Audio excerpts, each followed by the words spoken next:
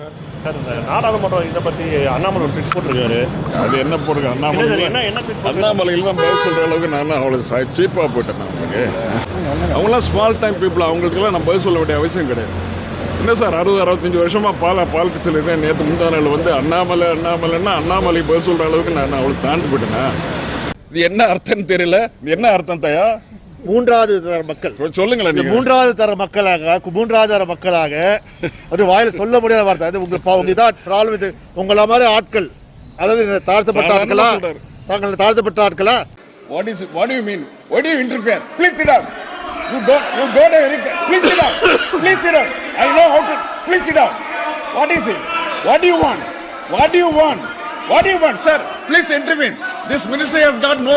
Sir, why should he intervene? Sir, he should know some discipline. Sir, he should know some discipline. You are unfit to be a member of